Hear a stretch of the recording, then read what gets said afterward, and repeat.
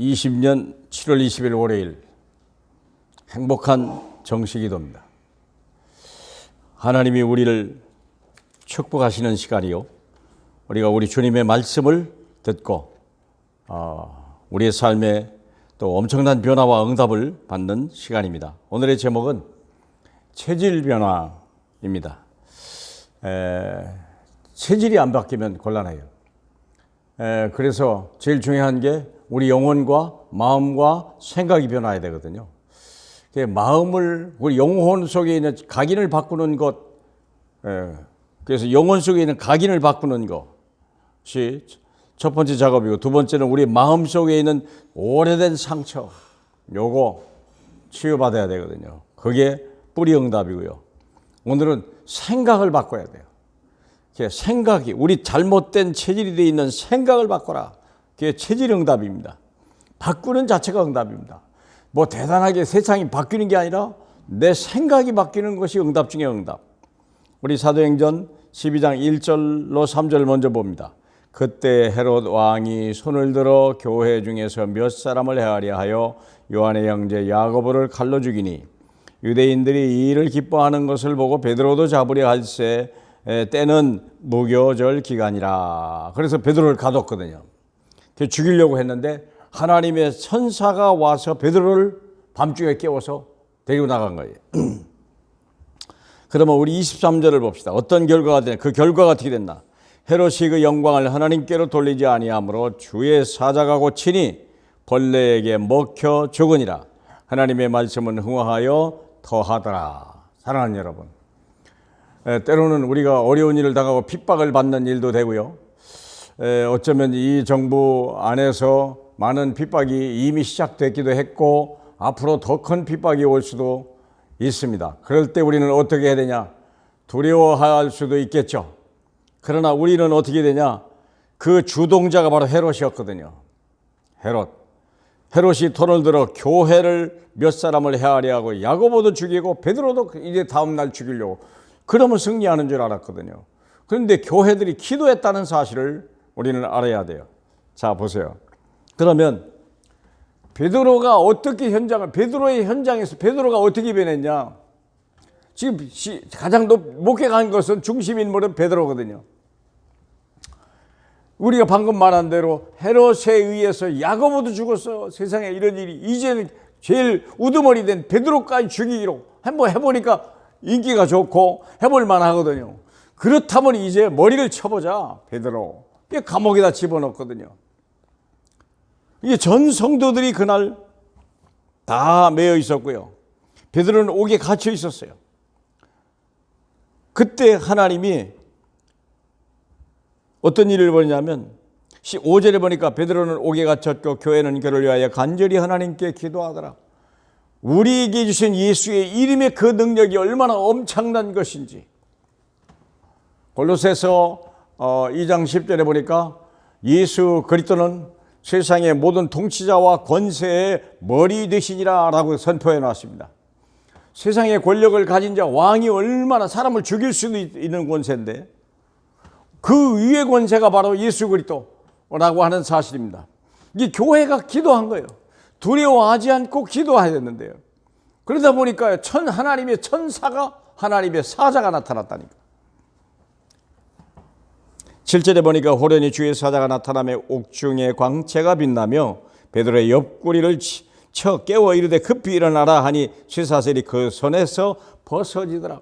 하나님의 사자, 하나님이 보내면요, 헤롯이 아무리 가두어도 나올 거, 아무리 묶어도 묶일 수가 없는 거예요. 풀어놓으니까. 오히려 거기서 끝난 정도가 아니죠. 어떻게 됐습니까? 벌레에 먹혀 죽으니라. 헤롯이 영광을 하나님께 돌리지 아니하므로 주의 사자가 쳐버리니 벌레 먹혀 죽으니라. 사랑하는 여러분, 우리에는요 엄청난 배경이 있다는 사실이에요. 세상 권세가 대단해 보이고 사람을 죽일 수도 있겠지만 하나님이 허락하지 않은 게 있겠습니까? 왜 야고보가 죽음을 당했습니까? 힘이 약해서 야고보가 죽음을 당한 게 아니에요.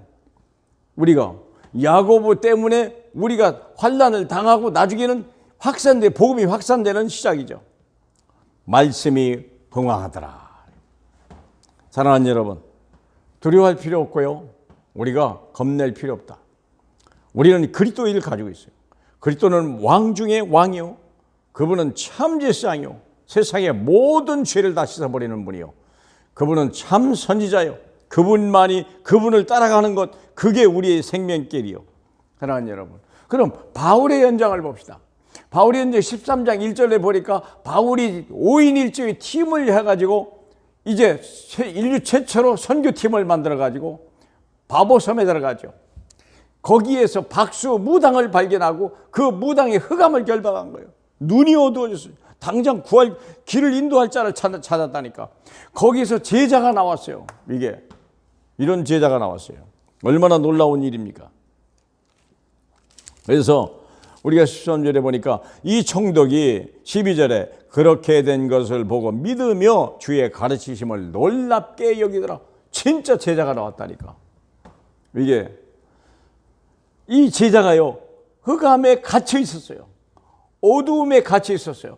총독인데도 불구하고. 보세요. 흑암이 얼마나 대단하면요, 총독을 가지고 놀았겠습니까? 이 그리스도의 복음이 들어가서 보니까 이 제자의 눈이 열린 거예요. 총독이 그렇게 된 것을 보고 믿으니 주의 가르치심에 놀랍게 여기니라. 거기서 끝난 게 아니죠. 16장에 결국 가다가 문이 막혔는데 마게도니아에서 오라 그랬죠. 어디로 빌립보로 가보니까 루디아라고 하는 시대의 제자가 있던 거예요. 그래서 오히려 귀신을 쫓아내면서 감옥에 가는 길이 되긴 됐지만 여기서 승리하는 거예요. 가는 곳마다. 이게 체질응답입니다. 사랑하는 여러분, 우리는 세상 권력, 우리는 아무 힘이 없다, 그럴 수 있겠습니다. 그러나 아닙니다. 주님은 우리와 함께 하십니다. 역사의 주인공이신 그리스도, 그분만이 만왕의 왕이요, 그분은 만주의 주요, 생명의 주요. 저와 여러분의 살고 죽는 걸 그분이 결정하는 거예요. 헤롯이 결정하는 게 아니에요. 헤롯이 야고보는 죽였고 베드로는 죽이지 못했죠. 누가 결정했을까? 헤롯이 결정했습니까? 아닙니다. 주님이 결정하신 것입니다. 야고보는 죽음으로 인하여 더 큰 하나님의 영광을 보게 하고 베드로는 살림으로 인하여 하나님의 더 큰 일을 하신 거예요. 헤롯의 선택이 아니고 하나님의 선택이요. 헤롯이 죽고 사는 게 자 스스로가 아닙니다. 하나님의 손에 달린 거예요. 사랑하는 여러분, 그분만이, 예수 그리스도만이 왕 중의 왕이십니다. 사도행전 19장 1절로 7절에 보니까 이 바울이 에베소에 가서 성령 말씀을 주고 성령 충만하니까요, 두란노 운동이 일어나는 거예요. 거기에서 우리가 두려워하지 맙시다. 우리 주 예수 그리스도는 왕 중의 왕이시고 만주의 주 되십니다. 그러므로 우리가 할 일은 뭐냐? 환경과 여건이 중요한 게 아니고 어둠에 잡힌 자를 찾아라. 사탄에 잡힌 자를 놓아주라. 운명에 잡힌 자를 자유케 해주라. 그게 우리에게 주신 미션입니다. 우리에게는요, 세상이 갖지 못하는 엄청난 능력이요, 세상이 할 수 없는 그것, 아무도 할 수 없는 것을 우리에게만 맡겨주세요. 누가 운명을 거스립니까? 누가 마귀를 이깁니까? 누가 어둠을 걸칩니까? 아무도 없어요. 사랑하는 여러분, 그렇기 때문에 저와 여러분의 주신 이 어마어마한 특권과 권세, 이 하나님이 주신 미션을 잘 수행함으로 인하여 우리 하나님 앞에 영광을 돌리는 이 시대에 쓰임받는 전도자로 쓰임받기를 바랍니다. 하나님 아버지, 감사합니다. 우리가 정말 잘못된 체질, 잘못된 각인들, 잘못된 뿌리 내린 모든 것들이 하나님의 말씀과 현장에서 정말 하나님이 어떻게 하나님이 역사하는지를 보고 우리 생각이 바뀌고 체질이 바꿔지는 역사가 오늘 밤 일어나게 주님이 축복해 주옵소서. 영광 받으실 우리 주 예수 그리스도의 이름으로 기도하옵나이다. 아멘.